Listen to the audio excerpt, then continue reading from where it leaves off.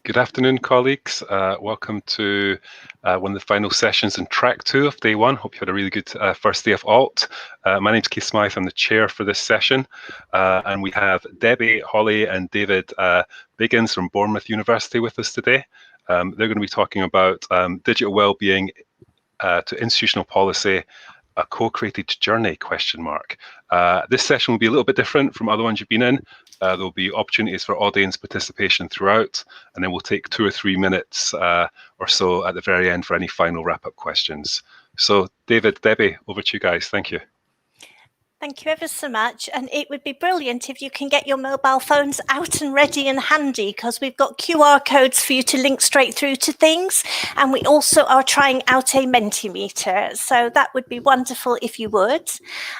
So welcome. I'm Debbie Holley. I'm the Professor in Learning Innovation at Bournemouth University. And I'll hand over to David to introduce himself. Hi, I'm David Biggins. I'm a lecturer in project management with a very strong interest in learning design and learning development. So if you're happy to just scoot on slides, David, that would be lovely.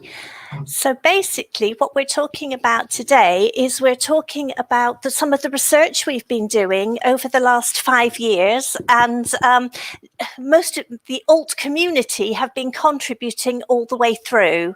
So we've done some work in terms of looking at the literature.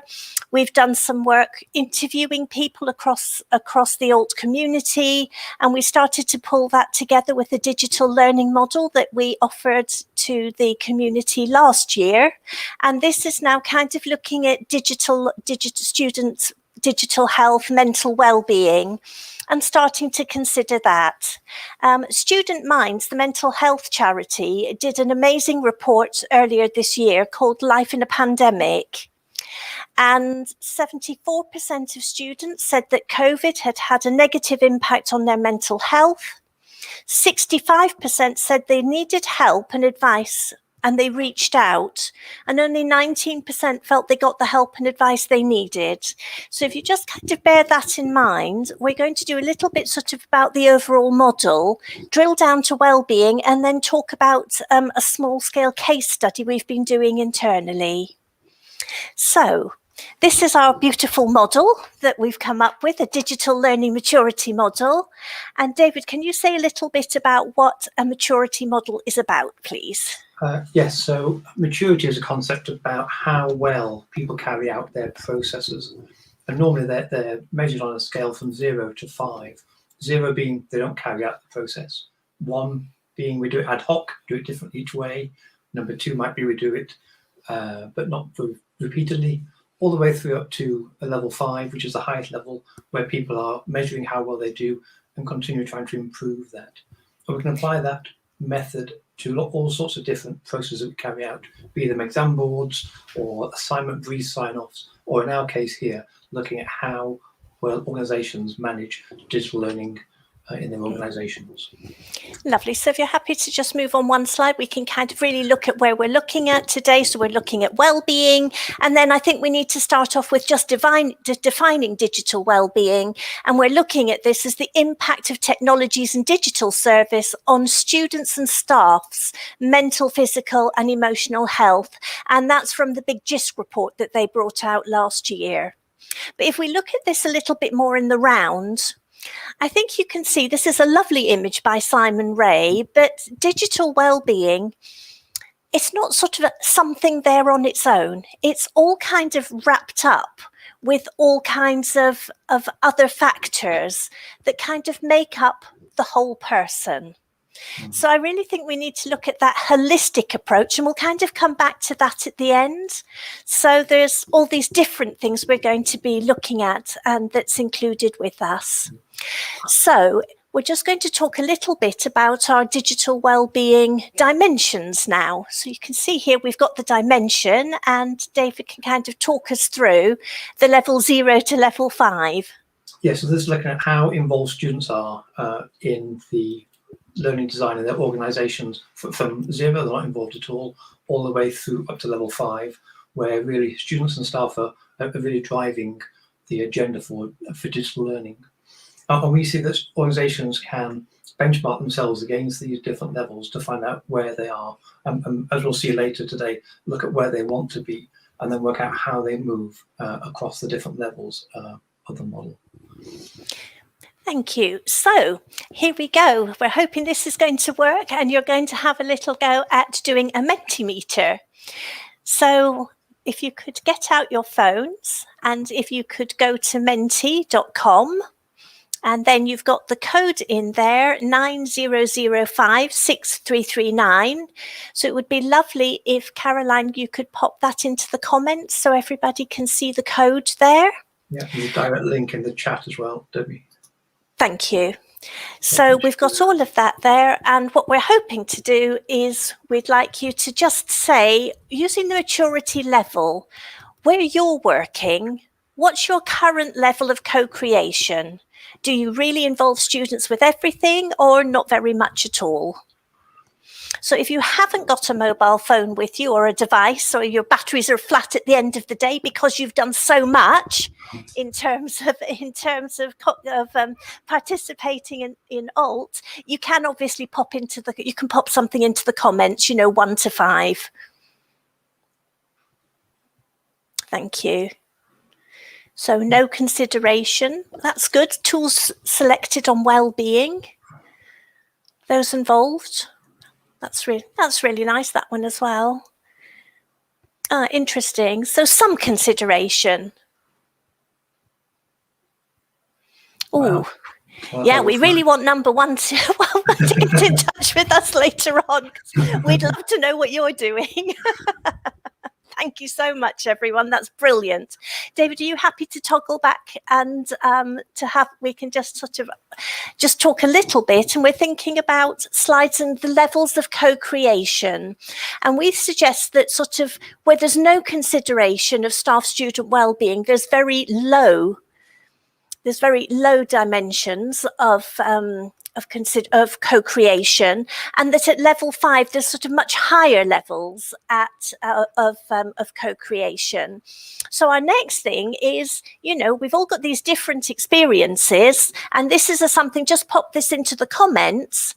If you can have a little look at the barriers to success.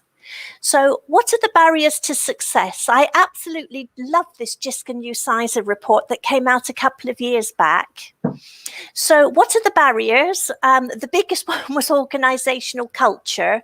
And I think, given this report was 2019, it'd be really interesting to see if culture is still a barrier about digital wellbeing, given we've been through a pandemic. Financial constraints, lack of capacity or capability, legacy IT systems, lack of change leadership competency or capacity, well over a third, lack of sponsorship from the institution's exec team, a quarter, and general risk aversion. So are there any kind of views or examples? And we thought perhaps you could just put that in the comment while we're just thinking about this.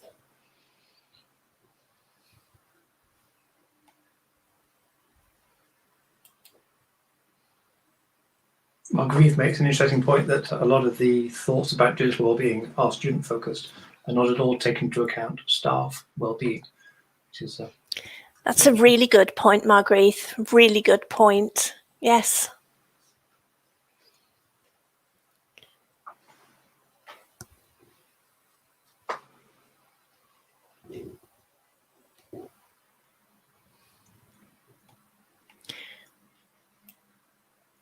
Just give people another moment, and then we'll show you. Yeah, I think people can be thinking and adding to the comments and the chat, I think, and we can kind of pick up a little bit later on because we've got time for discussion at the end. So people can just have a bit of a think about that, thinking about the barriers and whether they've changed at all from the report that we've just shared with you. So what we're going to go on now is talk about a student case study that we've just done at Bournemouth University, and David's led on this, so I'm going to let him kind of talk through and to click through as well. David, over to you.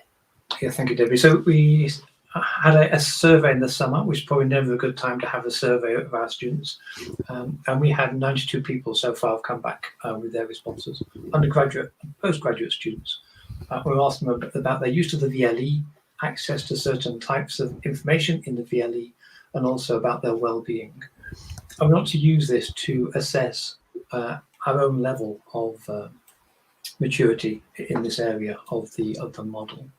So just looking at some of the key findings we had from our survey. We asked people how confident they were with different aspects of technology. And you can see that there are 4 plots here. All of them have the same y-axis, which means you can compare the heights across the 4 of them. And what this shows us, which was very interesting, we thought, when we looked through the results, is that students were most confident when they're using their phones. That probably didn't come as much as a surprise. And also very confident in the use of social media. But the 2 areas where we really need them to be very confident for their learning experiences is in terms of using computers, all the software on the computers, but also in using the VLE. And as you can see on the bottom right-hand chart here, this is the area where they felt least confident of them all in terms of using the VLE. And this is important because if students are having trouble using these mediating services to get through to their learning, then that could well have a detrimental effect on their learning experience. Interesting figures that came out from the survey were only that 25% of our students very rarely or only occasionally had a good internet connection. And again, we've all been there where we have poor connections, and that can be a real barrier to learning. In terms of the VLE, we asked people how they access information on our VLE. 1 in 7, so 15%, had a difficulty accessing the material about assessment, which is obviously really important. A similar figure had trouble accessing recorded material, which again is a real problem because for us, a lot of our learning this year has been through online and recorded materials. So if 1 in 7 students are in trouble accessing that, again, that's a real barrier to learning and a potential for problems. And then not knowing what's going on, accessing the calendar, 1 in 3 students really can't access that. And again, speaks to problems, I think, that we have. Those are some of the results. Most of the results are in this document, an 18-page document, which is available here on SlideShare for you to have a look at if you wish. It's an ongoing survey, so we will come back this semester and ask some more students to participate, so we'll grow those results in the future. So the next thing we did, we asked students for some textual comments and feedback, and we started to map those against our levels of maturity. So that's the L0 to L5. So for each one, we went through and said, well, that's what students are saying. What does that mean in terms of our level of maturity? I'm not going to read all these out. We've been reading these for the last few days with some disappointment, but you can pick out some of these that students want us to listen to more, not making excuses, to be more understanding of visible and non-visible disabilities that they have, taking time to get to know students, organising the VLE better, making the VLE easier to use. And this penultimate one on this first slide is all about staff, that if staff can't use the technology that we have available, that it makes students another barrier for their learning. So against that, it looks like our level of maturity is quite low, 0 or 1, very similar to what we saw in the Mentimeter a few months ago. So some more here about students not feeling supported, making assumptions about how much they know, how quickly they learn, not being mindful. So lots of problems, again, all at level 0, level 1 type maturity for us. Some aspects here about people wanting to use tools like Padlet, which are very successful across more of their units. I like the second one here, apply one well thought out structure to all units, so there's consistency for students. And then these next two, slightly contradictory. One asks for less email, less communication via that medium. The next person asks for more communication. So this speaks to this issue of personalization and really needing to know what students need and give them the option, give them the ability to say what they need in their learning to get the most out of it. And the last one, just speeding through these, responding to emails, setting expectations, important, recording lectures.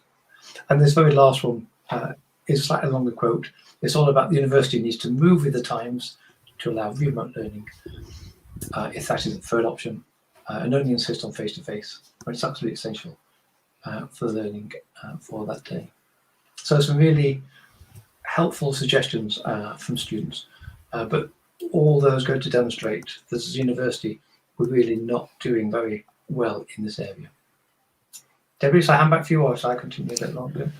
Yeah, no, if you do this next one, and then I'll kind of whiz through digital wellbeing, and we need to be moving on quite quickly, so we've got time to do the next activity. Okay, so wrapping up then. So most of our students, I would imagine, think we're not doing enough at the moment in terms of helping them, and so our maturity level is at the moment quite low, and something we need to work on. And this kind of reflects the national picture and some of these big reports that have come out. The Office for Students did a digital equity report, which I think is fascinating. 104,000 students during the pandemic had no internet access at all.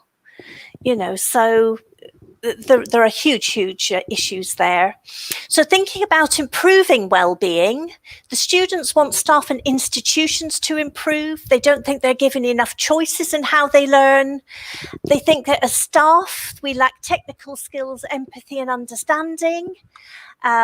Institutions have a very variable approach to using of VLE and TEL tools, and they'd really like to see better learning design and useful tools so they can get some consistency and they can learn something and use it, rather than every single different lecturer they go to using a whole smorgasbord of different types of tools. So obviously this is kind of across 3 faculties, and just quite interesting. And then if we start to look at co-creation, JISC, in their insights report, the one that just came out this summer, 36% of students say that they're given the chance to be involved about decisions in online learning. 89% of our students in our survey think that they should have more control over the digital tools they use. So the students want to be more involved, which is why we think that this kind of, this idea of having a well-being model where you can measure some of the things might be really useful. And if we could try and think about some ways in which we could build this into institutional spider diagrams and targets, I think it would be a really useful thing. So if you just have a little think, we've all put down zeros, ones, a couple of twos and 1 5, which I'm so envious about. What would be your desired level of co-creation? Because obviously we're all at really different institutions. Do you have a perfect number? And I'm having a bit of a giggle because in the comments it says there's 5 comments, so maybe everybody's a 5. But please do just add in where would you like to be?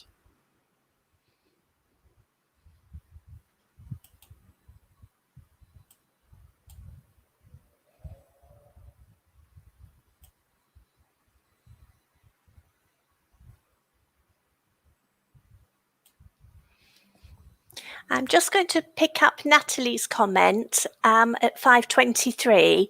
Did confidence in using the VLE have any links with how modules are presented? Absolutely. And we know from external research, from the Student Minds work, that all these barriers to accessing the VLE and everything being all over the place is adding to student pressures and to their mental health and well-being. So I think that's an absolutely valid point. And then Margrethe has also said at 5:23 there, we had staff working from home who also had real issues with internet access. And I think earlier on, Margrethe, you were saying, it's really difficult because we're just making these assumptions for staff and for students. So yes, absolutely. Right, let me just move on a little bit then, if you're happy to move on to the next slide, David. So just so we had some targets of 5s and 4s, which is what we would like to see, much higher levels of maturity. Perfect. So yeah, that sounds great, Jennifer.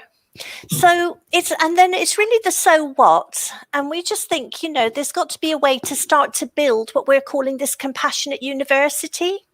So what could students do? Obviously, they need to be part of what we're doing. Utilise the wellbeing services. Only 33% of our students engaged, and they need to be taking a more proactive role in safeguarding their well-being. What can we do? I mean, we like to think we're listening and empathising, and it's quite damning when your students tell you you're not. Become better and more confident in digital learning. I know we've had an absolute acceleration, but we need to consolidate that practice. But what could institutions do? They could build in compassion as a performance indicator, and to start to balance standardization versus originality, because if we give everybody exactly the same all the time on the VLE, you kind of squeeze out originality and innovation. But we certainly think institutions can promote and support staff and student well-being and have this more personalised approach to learning. So there's actually some work out there already. There's a really interesting report here. You can zap it and download and have a look. But there's standards already available that the World Health Organization, some of the large banks and institutions are starting to look at in terms of having actionable guidance to improve the health and well-being of employees, communities, and sort of all of the stakeholders. So that sort of framework would fit right on top of our model. And I think that would be really, really useful in terms of thinking how we can move forward and move forward more strategically. So, David, if you'd like to sort of sum up this. So we talked in detail today about well-being and the importance, but coming back to the broader picture of the model, that's just one dimension. And the work that we're carrying out at the moment is to develop this model further, to validate it with colleagues, and also to develop some of the steps that will help people move through the model to these different maturity levels. So how some of us have said we're a 1 or a 2, want to be a 4 or 5. We want to work on the steps that we can do to help organisations to move along the continuum of maturity. So our chair has come back just as we go, ta-da! We would love you to co-create an alt blog post on this topic, either this or, or the digital learning maturity model.